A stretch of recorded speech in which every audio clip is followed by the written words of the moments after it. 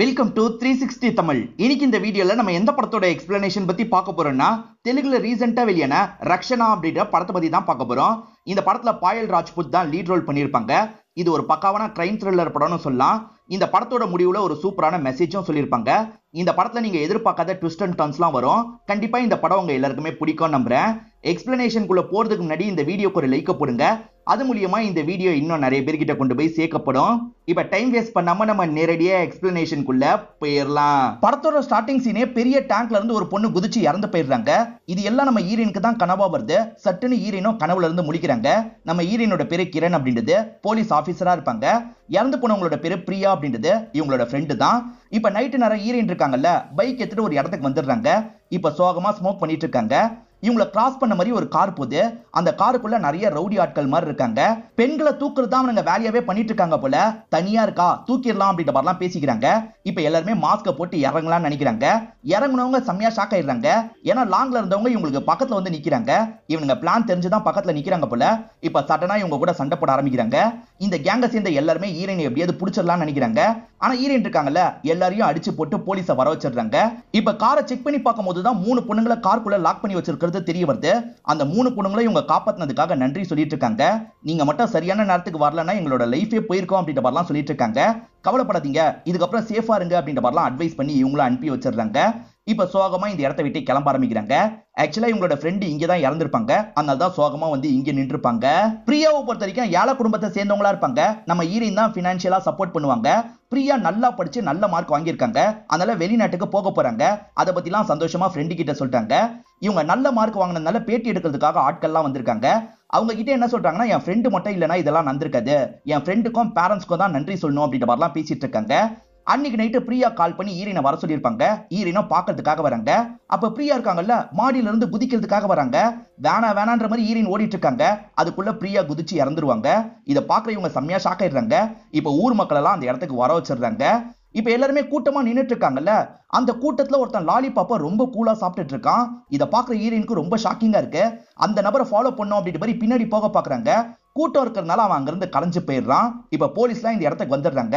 எதனால இது நடந்தது அப்படின்ற மாதிரிலாம் விசாரிச்சுட்டு இருக்காங்க. பேரண்ட்ஸ் ஏன் சூசைட் பண்ணான்னு தெரியல அப்படின்ற மாதிரிலாம் சொல்லிட்டு இருக்காங்க. ஆனா ஹீரோயின் இருக்காங்கல்ல, ஒருத்தன் கூலா லாலிபாப் சாப்பிட்டதா பார்த்தேன், அவன் மேலதான் டவுட்டா இருக்கு அப்படின்ற மாதிரி சொல்லிட்டாங்க. ஏமா லாலிபாப் சாப்பிட்டதுக்கெல்லாம் டவுட் பட முடியுமா அப்படின்ற மாதிரி இன்ஸ்பெக்டர் கேட்கிறாரு. நானும் போலீஸ் ட்ரைனிங்லாம் முடிச்சு போஸ்டிங்காக தான் வெயிட் பண்ணிட்டு இருக்கேன், கண்டிப்பா அவன் இதுல சம்பந்தப்பட்டிருக்கான் அப்படின்ற மாதிரி சொல்லிட்டாங்க. சரி என்ன எதுன்னு நாங்க விசாரிக்கிறோம் அப்படின்ற மாதிரி இன்ஸ்பெக்டர் சொல்லிடுறாரு. இப்ப இன்ஸ்பெக்டர் வீட்டுக்கு வந்து விசாரிக்க ஆரம்பிக்கிறாரு. அந்த பொண்ணுக்கு யாராவது லவ்வர் இருந்தாங்களா அப்படின்ற மாதிரிலாம் கேட்கிறாரு. ஃபேமிலியை சேர்ந்தவங்க இல்லைன்னு சொல்லிட்டாங்க. வேற என்ன ரீசனா இருக்கும் அப்படின்ற மாதிரி ஒவ்வொருத்தர்கிட்டயே இவர் விசாரணை பண்ணிட்டு இருக்காரு. ஆனா விசாரணையில எந்த ஒரு முன்னேற்றமும் கிடையாது. பிரியாவோட பேரண்ட்ஸ் இருக்காங்கல்ல, வேற ஊருக்கு போலான்ற மாதிரி முடிவு பண்ணிடுறாங்க. ஈரினா அவங்க 2 பேரையும் வழி அனுப்பி வச்சிடுறாங்க. பிரியா இறந்து போனதை ஈரினால ஏத்துக்கவே முடியல. போலீஸ் கிட்ட என்னாச்சுன்னு அடிக்கடி கேட்கறதுக்காக போறாங்க. அதை நினைச்சு ஃபீல் பண்ணிக்கிட்டே இருக்காங்க. இதை பாக்குற இவங்களோட அப்பாக்கும் கஷ்டமா இருக்கு. நீ எதுக்குமா அதை பத்தியே யோசிச்சுட்டு இருக்க, லைஃப்ல மூவ் ஆன் பண்ணு அப்படின்ற மாதிரி சொல்லிட்டாரு. இந்த விஷயத்தை இவங்களால ஏத்துக்க முடியல. அப்பா கிட்ட ஆர்கியூலாம் பண்ணிட்டு இருக்காங்க. அப்பா ஃப்ரெண்டை பத்தியே மறக்க சொல்றாருல, இதனால இவங்க கோவப்படுறாங்க. இதுக்கப்புறம் உங்ககிட்ட பேச மாட்டேன்ப்பா, நீங்க இதுல தலையிடாதீங்க அப்படின்ற மாதிரிலாம் கோவமா சொல்லிடுறாங்க. பிரியா இறந்து போய் 1 மாசத்துக்கு மேலேயே ஆயிடுச்சு. இப்போ வரைக்கும் இன்ஸ்பெக்டர் இந்த கேஸ்ல எதையுமே கண்டுபிடிக்காம இருக்காரு. இவங்கள என்னதான் சார் கண்டுபிடிச்சீங்கன்னு கேக்குறாங்க. சூசைடுன்னு நாங்க முடிவு பண்ணிட்டோமா அப்படின்ற மாதிரி சொல்லிட்டு, கண்டிப்பா இது சூசைடு இல்ல சார், அங்க இருந்தவன் ரொம்ப தெனாவட்டா நின்னுட்டு இருந்தான், அவன் தான் இந்த விஷயத்த பண்ணிருக்கான், அவன் பார்க்க இப்படிதான் இருப்பான்ற மாதிரி இவங்க ஒரு டிராயிங்க காட்டுறாங்க. அந்த டிராயிங்ல அவனோட ஃபேஸ்லாம் இல்ல. இதை வச்சு எப்படிமா கண்டுபிடிக்க முடியும், எங்களுக்கு இந்த கேஸ் மட்டும் இல்ல ஏகப்பட்ட கேஸ் இருக்கு, எங்களை விட்டுரு அப்படின்ற மாதிரி இன்ஸ்பெக்டர் கோவமா சொல்லிட்டாரு. அதுக்கப்புறம் தான் இவங்களுக்கு போஸ்டிங் கிடைச்சிருக்கும். ஏறக்குறைய ஃப்ரெண்டு இறந்து போய் இன்னியோட 2 வருஷத்துக்கு மேல ஆயிடுச்சு. இப்போ ஒரு மர்ம நபரை நமக்கு காட்டுறாங்க. இந்த மர்ம நபர் ஸ்வப்னா அப்படின்றவங்களோட Facebook ப்ரொஃபைல பார்த்துட்டு இருக்காரு. அவங்க போட்டிருக்க போஸ்டுக்கெல்லாம் இவர் லைக் போட்டுட்டு இருக்காரு. இவர் யாரு என்னன்னு நமக்கு தெளிவா காட்ட மாட்டாங்க. இப்போ அந்த ஸ்வப்னாவை நமக்கு காட்டுறாங்க. ஸ்வப்னா சீக்கிரமே வெளிநாட்டுக்கு போக போறாங்க போல. அதனால ஃப்ரெண்ட்ஸ் கூட பார்ட்டி மாதிரி பண்ணிட்டு இருக்காங்க. இங்க என்ன பார்ட்டி பண்ணிட்டு இருக்கீங்க போங்கன்ற மாதிரி போலீஸ்காரங்களாம் வந்து சொல்றாங்க. இதனால இவங்க எல்லாருமே பிரிஞ்சு இங்க இருந்து கிளம்ப ஆரம்பிக்கிறாங்க. இவங்க எல்லாரையும் ஒரு மர்ம நபர் தள்ளி இருந்து வாட்ச் பண்ணிட்டு இருக்க மாதிரியும் நமக்கு காட்டுறாங்க. சொப்னாவும் பாய் ஃப்ரெண்டு கூட சேர்ந்த மாதிரி கார்ல போயிட்டு இருக்காங்க. கார்ல மேல ஓபன் பண்ற மாதிரி இடம் இருக்கும் பாத்தீங்களா. இவங்க சந்தோஷமா இருக்கிறதுனால அந்த இடத்த ஓபன் பண்ண சொல்லி சொல்றாங்க. பாய் ஃப்ரெண்ட ஓபன் பண்ணிடுறாரு.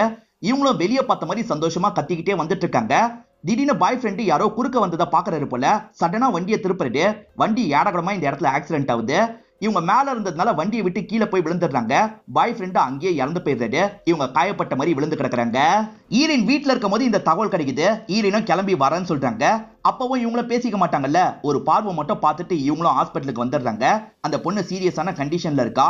அவ வேலைக்கு போயிட்டா எங்க லைஃபே மாறிடும்னு நினைச்சோம், இப்படி ஆயிடுச்சு அப்படின்ற மாதிரிலாம் பேரண்ட்ஸ் ஃபீலிங்கா பேசிட்டு இருக்காங்க. ஈரின் தான் பேரண்ட்ஸ்க்கு ஆறுதல்லாம் சொல்லிட்டு இருக்காங்க. இது எப்படி நடந்தது அப்படின்ற மாதிரி இன்ஸ்பெக்டர் கிட்ட கேக்குறாங்க. நான் ஸ்பாட்டுக்கு போய் பார்த்தேன் மேடம், ஆக்சிடென்ட் மாதிரி தான் தெரியுது அப்படின்ற மாதிரி சொல்லிட்டாரு. கன்ஃபார்மா தெரிஞ்சதுன்னா கேஸை க்ளோஸ் பண்ணிருங்க அப்படின்ற மாதிரி இவங்களும் சொல்லிட்டு கிளம்ப ஆரம்பிக்கிறாங்க. இந்த விஷயத்தெல்லாம் அந்த மர்ம நபர் இருக்கான் பாத்தீங்களா, தள்ளி இருந்து கவனிச்சிட்டு இருக்கான். இவங்க பேசின விஷயத்தெல்லாம் வீடியோ மாதிரி எடுத்து வச்சுக்கிறான். இப்ப சீனியர் எல்லாரையும் உட்கார வச்சு பேசிட்டு இருக்காரு. நம்ம நிறைய கேஸை க்ளோஸ் பண்ணிருக்கோம், எல்லாருக்குமே பாராட்டுக்கள் அப்படின்ற மாதிரி சொல்லிட்டு இருக்காரு. ஆனா ஈரன் இருக்காங்கல்ல, சார் நம்ம கேஸ் எல்லாம் க்ளோஸ் பண்ணோம், சால்வ் பண்ணல அப்படின்ற மாதிரி சொல்றாங்க. என்ன சொல்றீங்க அப்படின்ற மாதிரி சீனியர் கேக்குறாரு. 2 வருஷத்துக்கு முன்னாடி என்னோட ஃப்ரெண்டு பிரியான்னு ஒருத்தி இறந்து போனா, அந்த கேஸும் க்ளோஸ் ஆயிடுச்சு.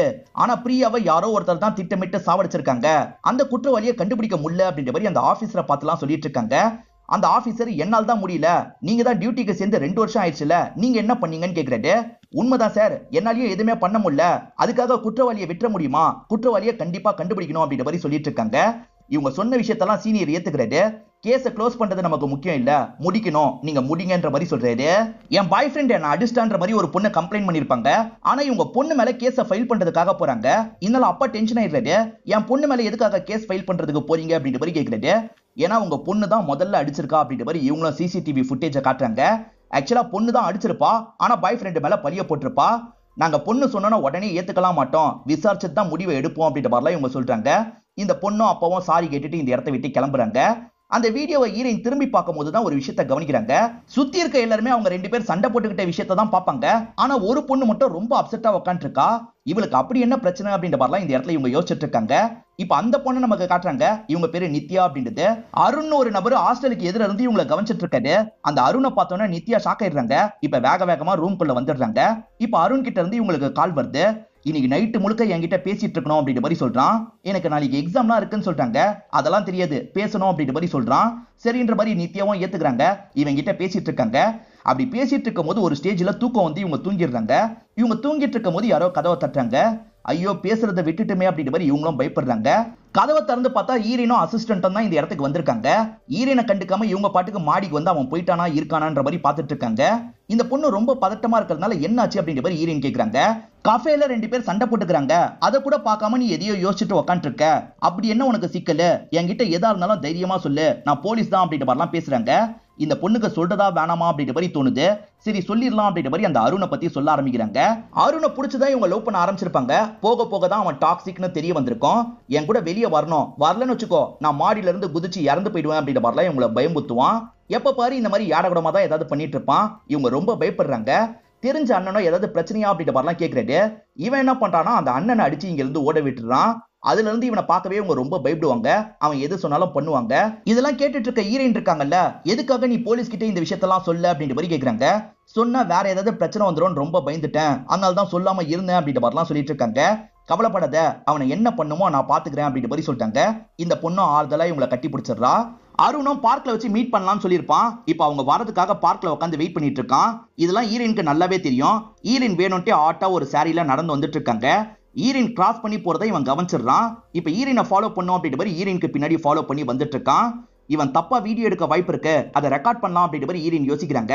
அவன் ஏதாவது பண்ணா அவன் பண்றதை ரெக்கார்ட் பண்ணுங்க அப்படின்ற மாதிரி ஆட்கள் கிட்ட சொல்லிட்டாங்க. அவனை இவங்களை தப்பாலாம் வீடியோ எடுத்துட்டு இருக்கான். இதை இவங்களோட ஆட்கள் இருக்காங்கல்ல, அவனுக்கு தெரியாம ரெக்கார்ட் பண்ணிடுறாங்க. ஒரு ஸ்டேஜ்ல அவன் ஈரனுக்கு பக்கத்துல வந்து ஃப்ளோட் பண்ற மாதிரி பேசுறான். ஆனா ஈரன் இருக்காங்கல்ல, உடனே புடிங்கன்ற மாதிரி டீம் கிட்ட சொல்லிட்டாங்க. டீமை சேர்ந்த எல்லாருமே இந்த இடத்துல வச்சு இவனை லாக் பண்ணிடுறாங்க. இவனை போலீஸ் லாக் பண்ணதா மத்தவங்களும் வீடியோ மாதிரிலாம் எடுத்துட்டு இருக்காங்க. இவனுக்கு எல்லாரும் முன்னாடியும் ஒரே அசிங்கமா போயிருது. நித்யாக்காக ஆக்ஷன் எடுத்தா நித்யாவை ஏதாவது பண்ண வாய்ப்பு இருக்குல்ல, அதனால தான் ஈரன் இந்த மாதிரி பண்ணிருப்பாங்க. இப்ப அப்பாவும் லாயரை கூட்டிட்டு வந்துடுறாரு. லாயரும் விடுங்க அப்படின்ற மாதிரிலாம் பேசிட்டு இருக்காரு. இவன் தப்பா வீடியோ எடுத்தான் அப்படின்ற மாதிரி இவங்க சொல்லிட்டாங்க. ப்ரூஃபை காட்டுங்க அப்படின்ற மாதிரி இந்த பையன் கேட்கிறான். செக் பண்ணி பார்க்கும்போது அவன் வீடியோ எடுத்த மாதிரியே இல்ல. ஏன்னா அந்த வீடியோவை சைலண்டா அவன் டெலீட் பண்ணிருப்பான். இவன் இப்படிலாம் பண்ண வாய்ப்பு இருக்குன்றதுக்காக தான் இவங்க ஆட்கள் எடுத்திருப்பாங்க. இவன் பின்னாடியே ஃபாலோ பண்ணி எடுத்தான் பாத்தீங்களா, அந்த விஷயத்தெல்லாம் இவங்கிட்டே காட்டுறாங்க. ஏதோ வயசு பையன் தெரியாம பண்ணிட்டான் விடுங்கன்ற மாதிரிலாம் அருணோட அப்பா பேசிட்டு இருக்காரு. இதை கேட்கிற ஈரன் டென்ஷன் ஆயிடுறாங்க. உங்களை மாதிரி அப்பாக்கள் இருக்கிறதுனால தான் இந்த மாதிரி பசங்க எல்லாம் கெட்டு போறாங்க. இதான் ஃபர்ஸ்ட் அண்ட் லாஸ்ட் டைம், இதுக்கப்புறம் இப்படி நடக்கூடாதுன்னு வார்னிங் கொடுத்து அனுப்புறாங்க. போகும்போது அந்த அருண் இவங்களை முறைச்சு பார்த்துக்கிட்டே போறான். வீட்டுக்கு வந்த அப்பவும் அருணை போட்டு பயங்கரமா திட்டுறாரு. இது வரைக்கும் யார்கிட்டயும் நான் பேச்சு வாங்கினது இல்ல, போயும் ஒரு லேடி கிட்ட இருந்து பேச்சு வாங்க வச்சிட்டல, உன்னை என்னடா சொல்றது அப்படின்ற மாதிரிலாம் திட்டிட்டு இருக்காரு. கோவமா இவனும் ரூமை நோக்கி போயிடுறான். ரூம்க்கு வந்தவன் அங்க இருக்க கண்ணாடியை போட்டு உடைச்சிடுறான். இந்த சவுண்ட் அப்பாக்கு கேக்குது. கண்ணாடியை உடைச்சு என்ன ஆக போகுது, யார்கிட்ட கோவத்தை காட்டணுமோ அவகிட்ட காட்டு அப்படின்ற மாதிரிலாம் கோவமா சொல்றாரு. இப்ப சம்யுக்தான்னு ஒரு பொண்ணை காட்டுறாங்க. இவ இந்தியா முழுக்க பைக்லயே ரோடு ட்ரிப் மாதிரி போயிருப்பா. அதனால காலேஜை சேர்ந்தவங்களா இந்த பொண்ணை பயங்கரமா பாராட்டிட்டு இருக்காங்க. இதுக்கு இன்ஸ்பிரேஷனே கிரண் மேடம் தான் அப்படின்ற மாதிரி ஈரினை பத்தி பெருமையா பேசுறா.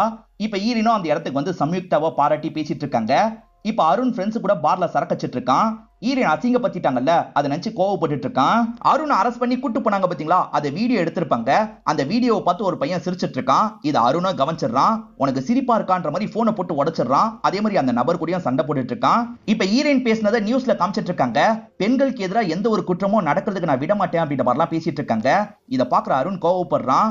முதல்ல நீ ஒன்ன பாதுகாத்துக்கோ, அதுக்கப்புறம் பெண்கள் எல்லாம் பாதுகாக்கலாம் அப்படின்ற மாதிரி கோவமா டிவியை பார்த்து சொல்றான். இப்ப ஈரன் வேலை பார்த்துட்டு இருக்கும் போது ஒரு நபர் கிட்ட இருந்து கால் வருது. அந்த நபர் இருக்காரு பாத்தீங்களா, ஃப்ளர்ட் பண்ற மாதிரிலாம் பேசுறாரு. என்ன எடுத்தோன்னு ஒருத்தன் ஃப்ளர்ட் பண்ற மாதிரி பேசுறான் அப்படின்ற மாதிரி இவங்களும் ஷாக் ஆகுறாங்க. அவர் பயங்கரமா வலிஞ்சிட்டு இருக்காரு. அவர் வீட்டுக்கே போனோன்ற மாதிரி ஈரன் முடிவு பண்றாங்க.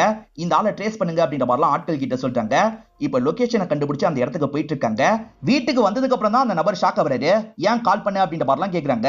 ஒரு வெப்சைட்டை பார்த்து தான் கால் பண்ண அப்படின்ற மாதிரி அவர் சொல்லிட்டாரு. அந்த வெப்சைட்டை பாக்குறாங்க. கால்கள் எல்லாம் கூப்பிடுறதுக்கான வெப்சைட்டா தான் இருக்கும். ஈரன் போட்டோவை யாரோ எடிட் பண்ணி போட்டு வச்சிருக்காங்க. ஈரனோட கான்டாக்ட் நம்பரையும் தந்து வச்சிருக்காங்க. கண்டிப்பா இது அந்த அருணோட வேலையா தான் இருக்க வாய்ப்பு இருக்கு அப்படின்ற மாதிரிலாம் ஈரன் யோசிக்கிறாங்க. அப்படியே கட் பண்ணி நமக்கு அருணை காட்டுறாங்க. இந்நேரத்துக்கு எத்தனை பேர் கால் பண்ணிருப்பானோ தெரியல, அவன் நல்லா இந்த கஷ்டத்தை அனுபவிக்கிட்டோம் அப்படின்ற மாதிரிலாம் சொல்லிட்டு இருக்கான். இப்ப ஈரனை நமக்கு காட்டுறாங்க. நிறைய பேர்கிட்ட இருந்து கால் வந்துகிட்டே இருக்கு. சீனியர்ஸ்க்குலாம் இந்த விஷயம் தெரிய வந்துருது. இதை பார்த்து நீங்க கவனமா ஹேண்டில் பண்ணுங்க அப்படின்ற மாதிரி சொல்றாங்க. அருண் மேல தானே டவுட் இருக்கு, அதனால நேரா அருணோட வீட்டுக்கு வந்துடுறாங்க. அவன் கோவத்துல கண்ணாடியை உடைச்சு வச்சிருக்கிறதுலாம் இவங்களுக்கு தெரிய வருது. அருண் எங்கன்ற மாதிரி ஃபேமிலி கிட்ட கேக்குறாங்க. அவன் எங்கன்னு தெரியல, ஒரு வாரமா பார்க்கல அப்படின்ற மாதிரி சொல்லிட்டாங்க. ஈரனும் அந்த அருணை கண்டுபிடிக்கணும் அப்படின்ற மாதிரிலாம் யோசிக்கிறாங்க. இப்ப அந்த அருண் ஒரு பொண்ணை ஃபாலோ பண்ற மாதிரி நமக்கு காட்டுறாங்க. அந்த பொண்ணோட பேரு சுவாதி அப்படின்றது. வேலையை முடிச்சுட்டு இப்பதான் பைக் எடுத்துட்டு கிளம்புறாங்க. அந்த பொண்ணுக்கு முன்னாடி போனோம் அப்படின்ற மாதிரி இவன் கொஞ்சம் முன்னாடி போயிட்டு இருக்கான். அப்படியே கட் பண்ணி நம்ம ஈரனை காட்டுறாங்க. ஈரனுக்கு இந்த மாதிரி ஒரு பைக்ல ட்ரக்ஸை கொண்டு போயிட்டு இருக்காங்கன்னு தகவல் கிடைக்குது. ஈரனும் அங்க இருக்கவங்களுக்கு தகவலை பாஸ் பண்ணிடுறாங்க. அங்க இருக்கவங்க இருக்காங்கல்ல, அந்த பைக்கை பிடிக்கணும்ன்ற மாதிரி வெயிட் பண்ணிட்டு இருக்காங்க.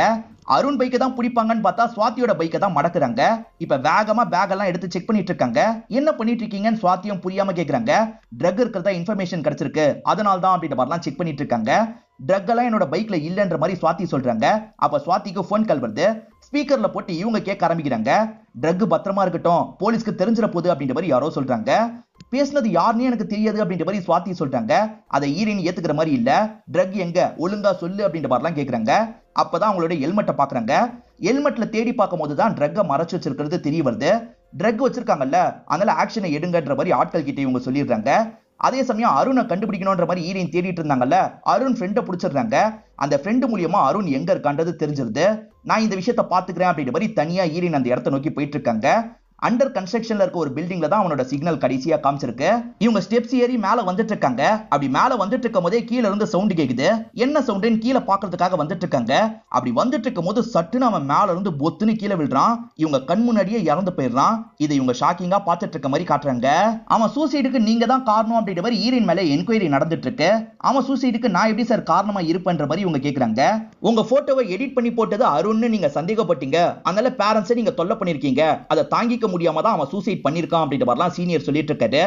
சார், என் போட்டோவை எடிட் பண்ணி போட்டது கண்டிப்பா அருணா இருக்க வாய்ப்பு இல்ல. அருண் சட்டுன்னு கோவத்தை காட்டுறவன். அவன் ஒரு வாரம் யோசிச்சுலாம் இந்த வெப்சைட்டை கிரியேட் பண்ணிருக்க வாய்ப்பு இல்ல, வேற யாரோ தான் பண்ணிருக்காங்கன்னு சொல்றாங்க. நீங்க என்ன சொன்னாலும் சரி, உங்க மேல நாங்க ஆக்ஷன் எடுத்துதான் ஆகணும் அப்படின்ற மாதிரி இவங்களும் ஒரு வீடியோவை காட்டுறாங்க. அருண் சாவறதுக்கு முன்னாடி ஒரு வீடியோ எடுத்து வச்சிருப்பான். அந்த வீடியோ சூசைட் நோட்டு மாதிரி தான் இருக்கும். என் ஃபேமிலியை ஈரன் ரொம்ப டார்ச்சர் பண்ணிருக்காங்க, என்னையும் டார்ச்சர் பண்ண வாய்ப்பு இருக்கு, இதை என்னால தாங்கிக்க முடியாதுன்ற மாதிரி தான் குதிச்சிருக்காரு. இதனால ஈரனை தற்காலிகமா சஸ்பெண்ட் பண்ணிடுறாங்க. ஆனா இவனுக்கு பின்னாடி வேற யாரோ இருக்காங்க அப்படின்ற மாதிரிலாம் ஈரன் யோசிச்சுட்டு இருக்காங்க. அந்த நபர் யாருன்றதை நமக்கு காமிச்சிடுறாங்க. இவர் தான் அந்த மர்ம நபரா இருப்பாரு. இவரோட பேரு நம்ம தீபக்னு வச்சுப்போம். இப்ப தீபக் ஈரன் போட்டோவை எரிச்சு சந்தோஷப்படுறாரு. இந்த இடத்துல தான் இன்டர்வியூல போடுறாங்க. இப்ப போலீஸ்க்கு ஒரு தகவல் கிடைக்குது. குப்பை தொட்டில ஒரு விரல் கிடைச்சிருக்குன்ற மாதிரி தான் தகவல் கிடைக்குது. இப்ப போலீஸும் அந்த இடத்துக்கு வந்து அந்த விரலை கலெக்ட் பண்ணிடுறாங்க. யாருக்காவது ஏதாவது தெரியுமா அப்படின்ற மாதிரிலாம் விசாரிக்கிறாங்க. சுத்தி இருக்க மக்களுக்கு எதுவுமே தெரிய மாட்டேங்குது. ஈரன் இப்ப சஸ்பென்ஷன்ல இருக்காங்கல்ல, எப்பவுமே போல வாக்கிங்க்கு வராங்க. ஆனா நியூஸ்ல இவங்களை பத்தி தப்பு தப்பா சொல்லியிருப்பாங்க. அதனால எப்பவுமே பேசுறவங்க கூட ஈரன் கிட்ட சரியா பேச மாட்டாங்க. ஈரனுக்கு பிரபாகர் அப்படின்ற ஒரு போலீஸ் ஆபீசர் மட்டும் சப்போர்ட்டிவா இருப்பாரு. அவரை வீட்டுக்கு கூப்பிட்டு பேச ஆரம்பிக்கிறாங்க. கண்டிப்பா அருணுக்கு பின்னாடி வேற யாரோ இருக்காங்க, இது அவங்களோட வேலை தான், கண்டுபிடிக்கணும் அப்படின்ற மாதிரி சொல்றாங்க. சரி நான் ஹெல்ப் பண்றேன் அப்படின்ற மாதிரி இவர் ஏத்துக்கிறாரு. இப்ப அருண் ஃப்ரெண்ட்ஸ் கிட்ட பேசி பாக்குறாங்க. ஒரு வாரமா அவன் எங்க கிட்ட பேசவே இல்ல, கொஞ்சம் அப்செட்டா தான் இருந்தான் அப்படின்ற மாதிரிலாம் ஃப்ரெண்ட்ஸ் சொல்றாங்க. இந்த ஒரு வாரத்துல தான் அருணோட லைஃப்ல வேற ஒருத்தன் வந்திருக்கான் அப்படின்ற மாதிரிலாம் ஈரன் சொல்லிட்டு இருக்காங்க. அந்த ஸ்பாட்டுக்கு போனா ஏதாவது கிடைக்கும் சார், நம்ம போலாம் அப்படின்ற மாதிரி சொல்றாங்க. இவருமே சரின்ற மாதிரி ஏத்துக்கிறாரு. அந்த ஸ்பாட்ல ஏதாவது கிடைக்குமான்ற மாதிரி பாத்துட்டு இருக்காங்க. அப்ப அங்க நிழல் விழுறத ஈரன் கவனிக்கிறாங்க. அந்த சூசைட் வீடியோலயும் நிழல் விழுந்திருக்கும். சோ அவன் தனியா இல்ல, அவனுக்கு எதிர இருந்து வேற யாரோ தான் வீடியோவை எடுத்திருக்காங்க அப்படின்ற மாதிரி யோசிக்கிறாங்க. இந்த விஷயத்த பக்கத்துல இருக்க இன்ஸ்பெக்டர் தான் ஏத்துக்கிறாரு. நம்ம உடனே இந்த விஷயத்த மேல் இடத்துல சொல்லலாம் அப்படின்ற மாதிரி சொல்றாரு. இப்போதைக்கு நான் என்ன விஷயத்த சொன்னாலும் மேல் இடத்துல ஏத்துக்க மாட்டாங்க, நம்ம இன்னும் ஸ்ட்ராங்கான எவிடன்ஸ் எல்லாம் கலெக்ட் பண்ணுவோம், அதுக்கப்புறம் சொல்லுவோன்ற மாதிரி சொல்றாங்க. இப்பதான் நமக்கு நடந்த விஷயத்த காட்டுறாங்க. ஈரனை கீழே போக வைக்கிறதுக்காக இவங்க ரெண்டு பேருமே ஒரு பொருளை தூக்கி போட்டிருப்பாங்க. ஈரன் பாக்குறதுக்காக கீழே போனாங்கல்ல, அது அருண் மேல இருந்து கவனிச்சிட்டு இருந்திருப்பான். அந்த சமயம் தீபக் இருக்காருல, ஆல்ரெடி ரெக்கார்ட் பண்ண வீடியோவை அங்க வச்சிடுறாரு. இவனை சட்டுன்னு தள்ளி விடுறாரு. உன்னை நான் விட மாட்டேன் அப்படின்ற மாதிரி பார்ல வச்சு அருண் சொன்னான் பாத்தீங்களா, அதே பார்ல தான் இந்த தீபக்கும் இருந்திருப்பாரு. இவன் கூட சேர்ந்து செயல்படணும் அப்படின்ற மாதிரி யோசிச்சிருப்பாரு. எனக்கும் ஈரனுக்கும் ஆகாது, நம்ம ரெண்டு பேருமே சேர்ந்து செயல்படலாம்னு சொல்றாரு. அப்படிதான் இவங்க ரெண்டு பேருமே சேர்ந்து அந்த வெப்சைட்டை கிரியேட் பண்ணிருப்பாங்க. இந்த பிளான்ல ஏதாவது சொதப்பல் நடந்தா கூட ஈரன் கண்டிப்பா மாட்டணும், அதனால ஒரு சூசைட் நோட் மாதிரி நீ ரெடி பண்ணிரு அப்படின்ற மாதிரி தீபக் சொல்லியிருப்பாரு. அதனால தான் அருண் அந்த சூசைட் நோட் எல்லாம் ரெடி பண்ணி வச்சிருப்பான். வேலை முடிஞ்சதுக்கு அப்புறம் இவன் கதையை முடிச்சிடணும் அப்படின்ற மாதிரி தீபக் நினைச்சிருப்பாரு. ஈரனை மாட்ட வைக்கிறதுக்காக இவனை தள்ளி விட்டுருப்பாரு.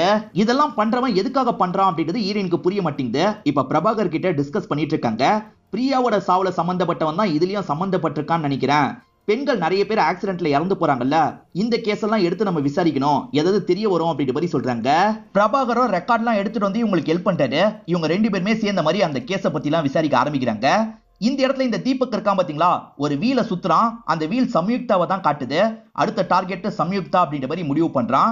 அதாவது ரேசிங் பண்ற ஒரு பொண்ணை காமிச்சாங்கல்ல, அந்த பொண்ணை தான் இவன் ஃபாலோ பண்ணிட்டு இருக்கான். கடைசி 2 வருஷத்துல மட்டும் இளம் பெண்கள் நிறைய பேர் ஆக்சிடென்ட்ல இறந்து போயிருக்காங்க. ஒரே ஒரு லேடிக்கு மட்டும் 55 வயசா இருக்கும். எல்லார பத்தியும் விசாரிக்கணும் அப்படின்ற மாதிரி இவங்க முடிவு பண்றாங்க. இப்போ ஒவ்வொரு பொண்ணை பத்தியும் ஃபேமிலி கிட்ட வந்து விசாரிக்கிறாங்க. என் பொண்ணுக்கு பெரிய போஸ்டிங் கிடைச்சது, அதுக்குள்ள பாம்பு கடிச்சு அவ அநியாயத்துக்கு இறந்து போயிட்டா அப்படின்ற மாதிரிலாம் அப்பா சொல்லிட்டாரு. இதெல்லாம் இவங்க நோட் பண்ணி வச்சுக்கிறாங்க. இப்பதான் நியூஸ் பேப்பர்ல சுவாதி தூக்கு மாட்டி இறந்து போயிட்டாங்கன்னு இவங்களுக்கு தகவல் கிடைக்குது. அந்த சுவாதியோட வீட்டுக்கு வந்துடுறாங்க. வீட்டை சேர்ந்தவங்கள இவங்க மேலதான் கோவப்படுறாங்க. ஏன்னா சுவாதி ட்ரக் எடுத்துட்டு போனான்ற மாதிரி கேஸ போட்டாங்கல்ல, அதனால கோவப்படுறாங்க. என் பொண்ணு அப்படிலாம் பண்ணிருக்கவே மாட்டா அப்படின்ற மாதிரி அம்மா சொல்றாங்க. ஈரனுக்குமே இப்பதான் ஒரு விஷயம் ஸ்ட்ரைக் ஆகுது. புது ஹெல்மெட்டுக்குள்ளதான் அந்த ட்ரக் கிடைச்சிருக்கும். புது ஹெல்மெட்டுக்குள்ள யார் வைப்பா, வேணுட்டே சுவாத்தியை மாட்டி வர்றதுக்கு யாரோ பண்ணிருக்காங்க, நம்ம தெரியாதனமா சுவாத்தியை தண்டுஸ்டோன் யோசிக்கிறாங்க.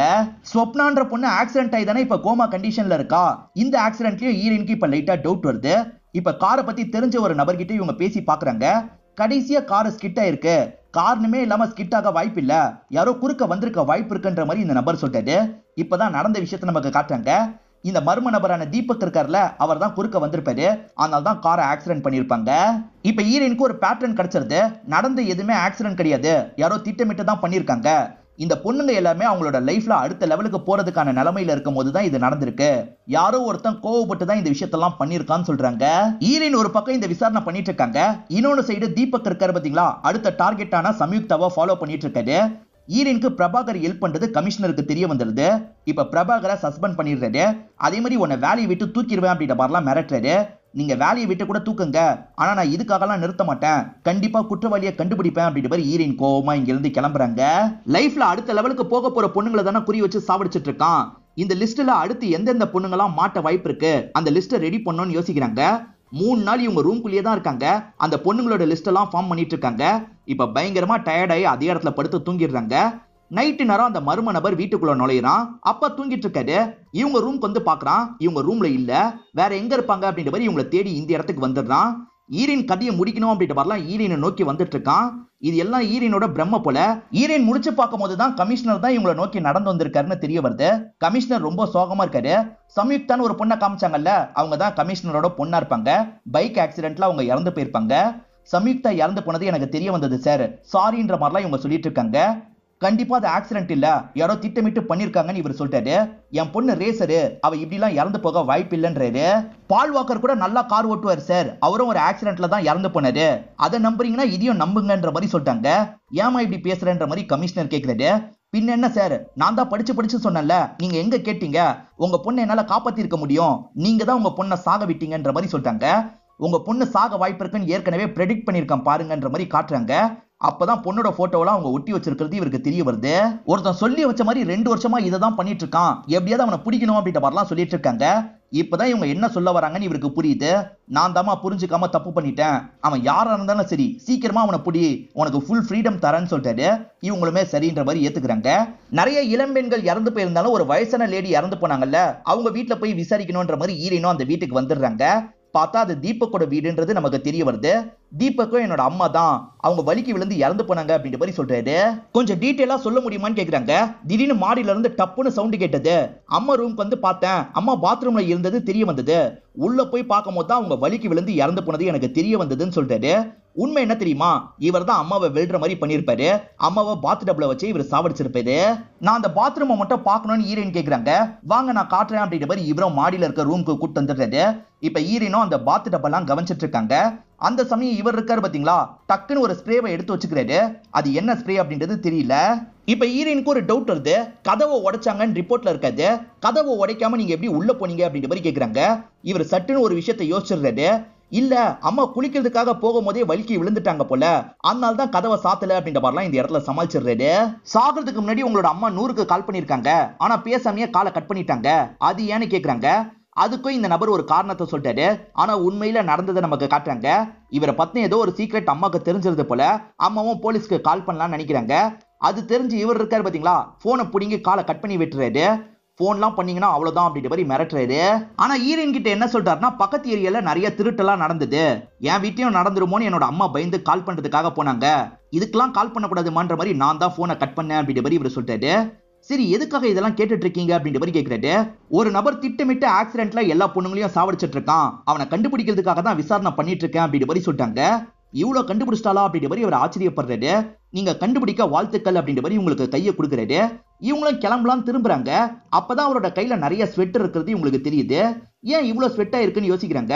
ஏன்னா பதட்டப்பட்டாதானே ஸ்வெட் ஆவாங்க. நீங்க ஏதாவது என்கிட்ட சொல்லணுமான்னு திரும்புறாங்க. அவர் மூஞ்சிலேயே ஸ்ப்ரே அடிச்சிடுறாரு.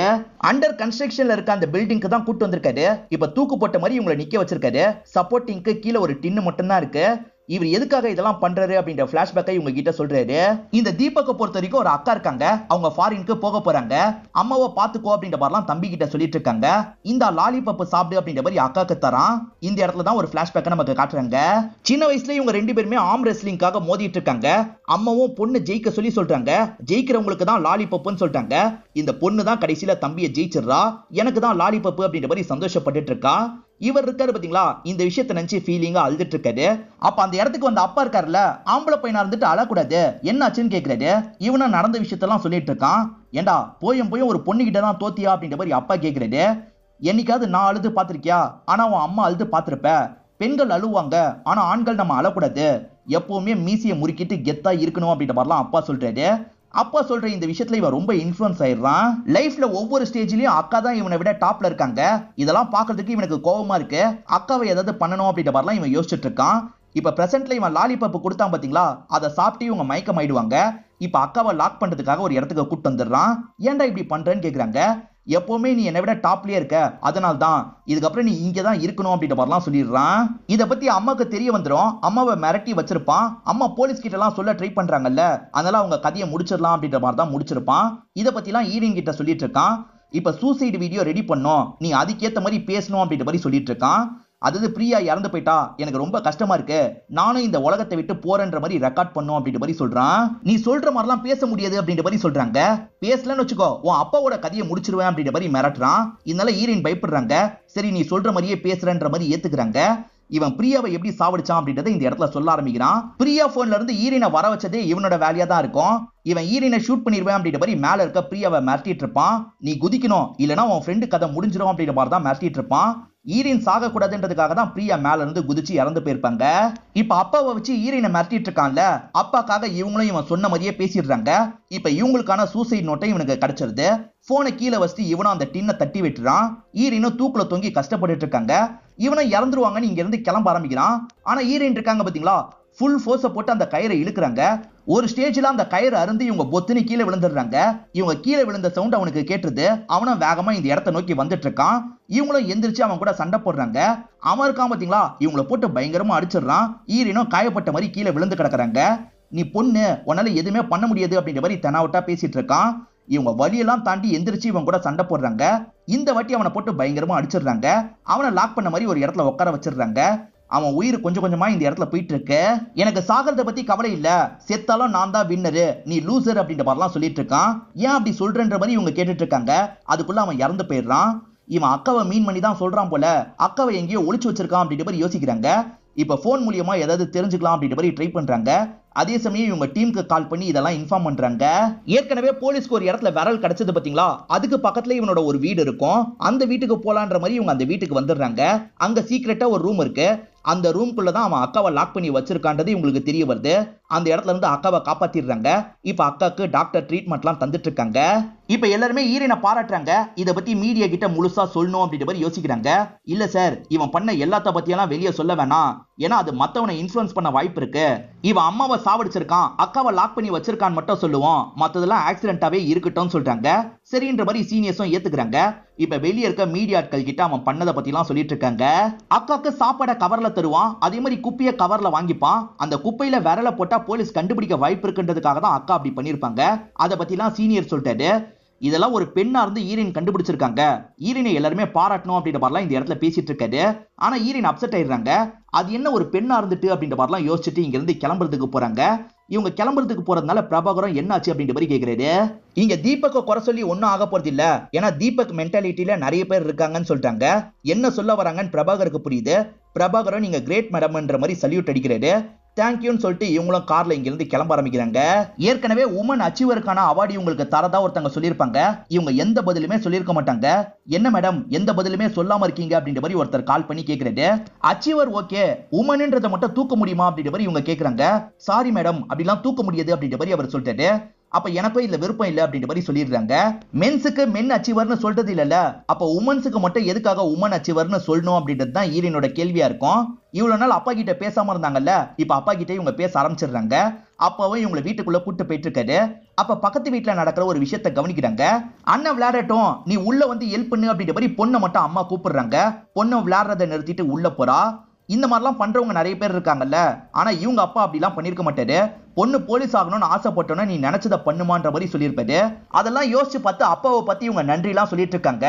இந்த 2 வருஷம் ஈரன் சரியாவே தூங்கி இருக்க மாட்டாங்க. இப்ப நிம்மதியா படுத்து தூங்குறாங்க. அப்பாவும் ரூம்க்கு வந்து இவங்க தூங்கிட்டு இருக்கிறத பாக்குறாரு.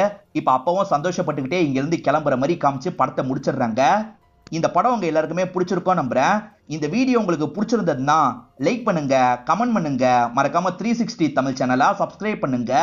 தொடர்ச்சியா இந்த மாதிரி வீடியோக்கள் வந்துகிட்டே தான் இருக்கும்.